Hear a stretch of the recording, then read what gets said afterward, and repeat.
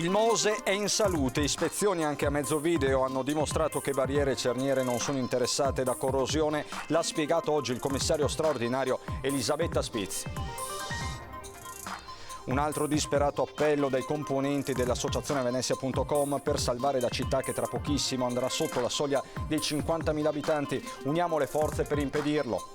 A 6 anni dalla morte dell'agente di polizia penitenziaria Sissi, la famiglia chiede una nuova perizia balistica e un approfondimento sul cellulare della 28enne. I commercianti di Jesolo contro l'ordinanza del neo sindaco che chiude alcuni accessi al mare per tentare di arginare il fenomeno della baby gang non ci ha nemmeno interpellati, dicono. Rivelato anche il nome del quinto assessore della giunta De Zotti proprio a Jesolo, il presidente degli albergatori Alberto Maschio ha la delega al turismo. Dal 1 di luglio i cimiteri di Dolo hanno di nuovo il custode, una figura di riferimento e di sicurezza per la cittadinanza quando si porta un saluto ai propri cari. Seconda edizione di Salta Cori Zoga, da manifestazione per far divertire chi rimane in città e per rilanciare le zone più degradate come Via Piave.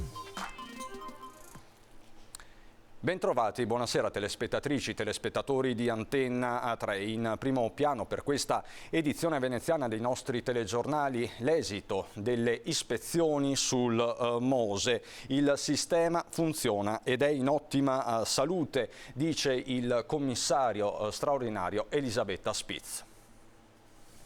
Io direi che il Mose è sicuramente in uno stato di salute eccellente. Abbiamo lavorato tantissimo per essere tranquilli, ma mi sento oggi di dire che il problema che c'è di una presenza di corrosione su alcuni steli di Tre Porti è un fenomeno limitato.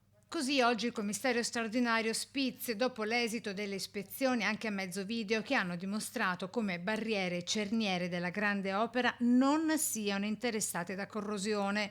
Processo corrosivo riscontrato tuttavia a 20 metri di profondità, esattamente dentro la galleria tenuta stagna, nei carter degli steli tensionatori, gli steli cioè che servono per irrigidire la paratoia quando è in funzione. A dirlo l'indagine affidata nel 2021 all'Istituto francese della corrosione marina e condotta da Nicolas Larcher, direttore del centro ed esperto mondiale in materia.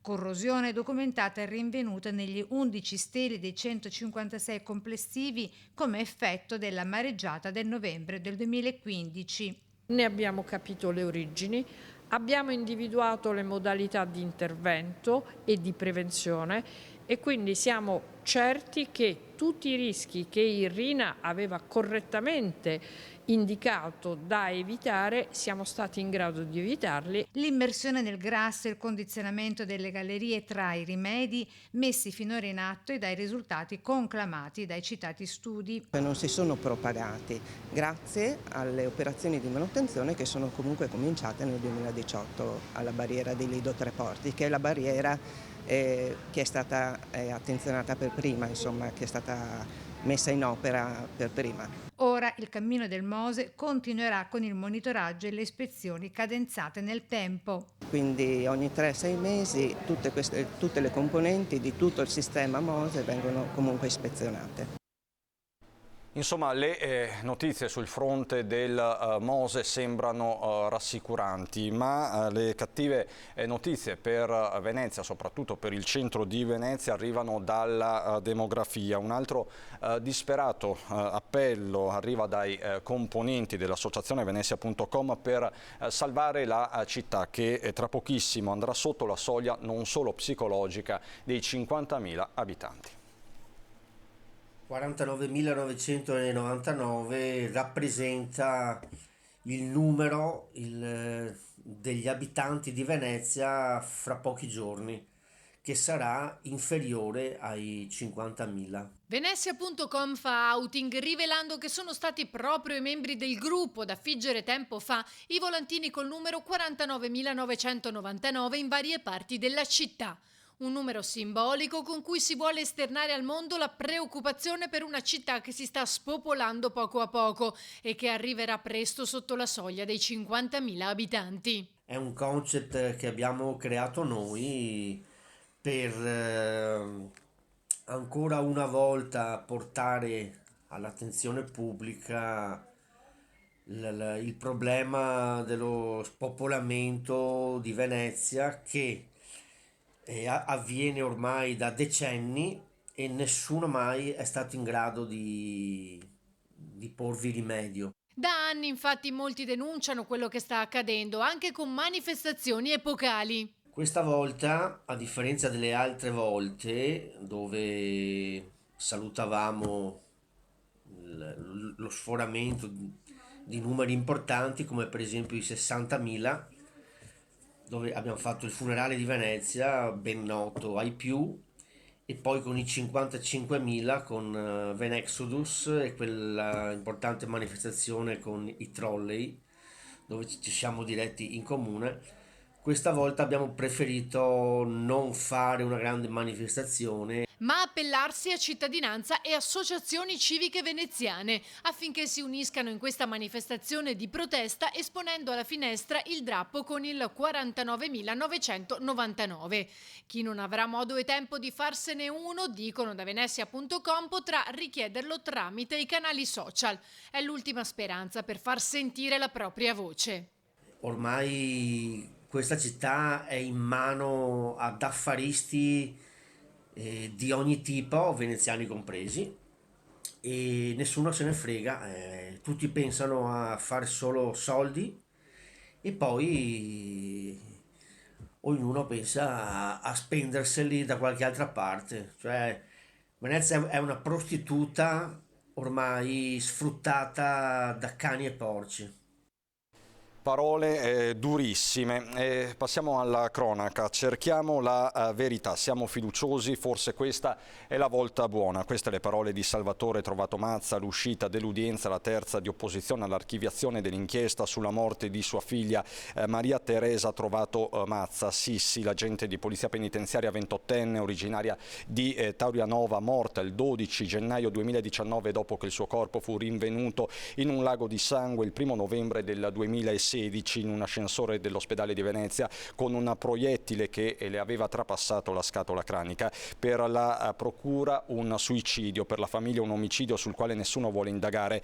Ieri i legali della famiglia hanno chiesto al giudice una nuova perizia balistica e un approfondimento d'analisi sul cellulare della ragazza sotto sequestro dal giorno dei fatti, ma secondo i consulenti toccato da qualcuno che da remoto avrebbe cancellato alcuni file da foto a messaggi. Torniamo sulla grandinata di ieri pomeriggio che ha costretto un aereo all'atterraggio d'emergenza all'aeroporto di Venezia. Atterraggio d'emergenza ieri pomeriggio all'aeroporto Marco Polo di Tessera. Un aereo da turismo è stato colpito da una tempesta di grandine che ha infranto i vetri della cabina di pilotaggio.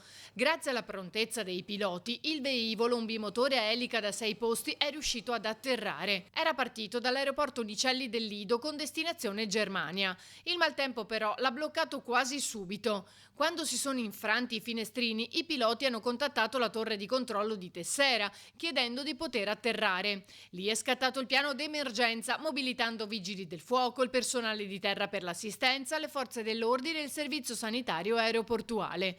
Quando sono riusciti a fermarsi, i 2 piloti avevano il volto pieno di sangue a causa delle schegge di vetro che li avevano colpiti. Sono stati subito presi in carico dall'ambulanza e trasportati all'ospedale di Mestre. I 2 passeggeri, invece, erano in condizioni meno gravi. Sempre per la cronaca, incidente questa mattina in via Miranese a Chirignago. Un uomo di 67 anni di nazionalità cinese, residente poco distante, stava attraversando la strada sulle strisce pedonali quando è stato travolto da un'auto all'altezza del tracciato della vecchia ferrovia. L'uomo è stato sbalzato sul parabrezza, andato in frantumi, ha riportato ferite piuttosto serie ed è stato trasportato all'ospedale All'Angelo, ma non sarebbe in pericolo di vita. Alla guida dell'auto c'era una donna di 38 anni residente a Salzano. È possibile che si sia accorta troppo tardi del pedone, non riuscendo a frenare in tempo. Sul posto sono giunte le pattuglie della polizia locale.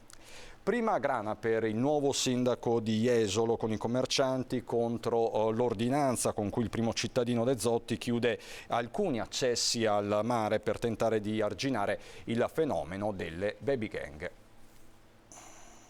Sta generando grande malumore tra i commercianti di Jesolo l'ordinanza con cui il neosindaco Christopher De Zotti impone la chiusura di alcuni accessi al mare per cercare di arginare il problema delle baby gang e delle violente risse nella zona di Piazza Aurora e Piazza Mazzini. Dal punto di vista dell'impatto visivo e dell'immaginario collettivo è veramente brutto vedere che 3 accessi sono chiusi e probabilmente non sortiranno neanche nessun effetto, perché la gente può entrare dagli altri e passeggiare tranquillamente.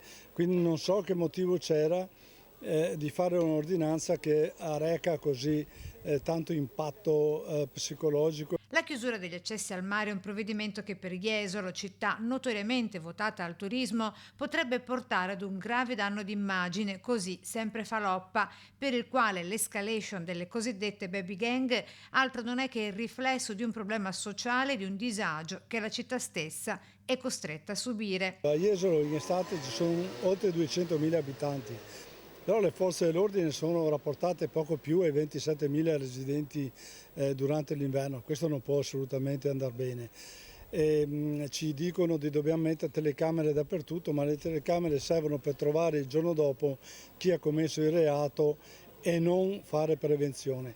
Per noi la cosa più importante è la prevenzione. Poi una cosa che veramente ci dà fastidio è che tutte queste, le chiamano baby gang propriamente, ma sono piccoli delinquenti che vengono solo per distruggere, per creare difficoltà. Confcommercio propone infine al sindaco De Zotti di convocare un incontro con le associazioni di categoria entro la fine dell'estate per definire le regole per la prossima stagione. Quando lunedì proprio il sindaco De Zotti ha presentato la nuova giunta di Jesolo, mancava il quinto assessore che ora è stato presentato. Si tratta di Alberto Maschio, il presidente degli albergatori jesolani Laia, che ha ricevuto l'importante delega al turismo, demanio marittimo e comunicazione. Maschio, 41 anni, un imprenditore del settore turistico. Nel 2013 ha iniziato il suo impegno in seno ad AIA con l'incarico di consigliere. Tra il 2016 e il 2018 è stato vicepresidente dell'associazione, venendo poi eletto alla presidenza nel mandato successivo. A partire da quello stesso anno è stato nominato componente del consiglio direttivo di Federalberghi Veneto, Federalberghi Nazionale e componente del consiglio di amministrazione di Jesolo Turismo nella veste di coordinatore di Federalberghi Spiagge Venete. Andiamo adesso a Dolo, dove torna una figura molto particolare, una figura storica, quella del guardiano del cimitero. Dal 1 luglio i cimiteri di Dolo hanno di nuovo un custode, una figura di riferimento e di sicurezza per la cittadinanza che va a portare un saluto ai propri cari. Per la buona gestione dei 3 camposanti dolesi, il comune si è avvalso dell'esperienza di Veritas. Un atto di grande generosità da parte dell'amministrazione, perché rappresenta anche uno sforzo economico significativo, e oltre all'ordinarietà, quindi alla manutenzione generale, quindi alla pulizia, alla attenzione al verde, alla cura nel momento della sepoltura o dell'inumazione, ma ci sarà anche una riorganizzazione proprio degli spazi attraverso delle opere concrete che verranno fatte dalla stessa Veritas. Tra queste opere, specifica il sindaco, ci sarà anche la definitiva creazione, nel tempo, di un luogo di preghiera e sepoltura per i credenti di altre religioni. Ritorniamo a Venezia, Mestre, seconda edizione di Salta Cori Zoga, per far divertire chi rimane in città e per rilanciare una delle zone più degradate, quella di Via Piave. Riparte l'iniziativa Salta Cori Zoga, questo nome un po' così simpatico, ma che vuole dare tanto sport a questa città. Quindi ripartiremo con gli eventi in tutte le piazze, nei parchi, nei campi, nei giardini della nostra città, con tante associazioni sportive per permettere ai cittadini di provare nuove discipline. L'iniziativa era stata avviata nel 2021 per far ripartire le attività sportive fermate dalla pandemia e il riscontro è stato talmente positivo che l'amministrazione l'ha voluta replicare. Ci saranno eventi di ogni genere, dalla danza allo yoga, tornei e molto altro nei parchi, nelle spiagge e in altri luoghi aperti a tutti e gratuiti. Ma l'iniziativa punta anche a riqualificare le zone più degradate, a partire da Via Piave. Piave. L'obiettivo è sia di rivitalizzare alcune zone, quindi anche renderle vive grazie allo sport, ma anche di cercare di contrastare quelle situazioni di degrado che ci sono in alcune zone della città, come appunto quartiere Via Piave, dove inizieremo a fare delle attività come la Corri per Via Piave con la Venice Marathon e altre associazioni sportive, o come alcuni eventi di basket, di danza, di zumba nei giardini di Via Piave, per cercare di coinvolgere le persone, invitarli a partecipare e quindi cercare di allontanare quelle situazioni di degrado che magari ci possono essere. E noi ce la mettiamo tutta, cerchiamo di fare il possibile non solo con le forze di sicurezza come la nostra polizia locale che è impegnata tutti i giorni, ma anche con attività di animazione sociale. Adesso insomma spero che anche i cittadini possano partecipare e darci una mano in questa battaglia. Al momento sono 29 le associazioni che hanno aderito, ma il calendario resta aperto. È un calendario aperto e darà la possibilità alle associazioni di partecipare fino a fine settembre, quindi chi volesse iscriversi e promuovere la propria associazione sportiva e coinvolgere i cittadini lo può tranquillamente fare. Insomma, noi siamo ben lieti di aumentare e allargare il calendario anche a nuove discipline. E da Venezia e provincia è tutto anche per questa edizione, ci sono le previsioni del tempo, buon proseguimento di serata.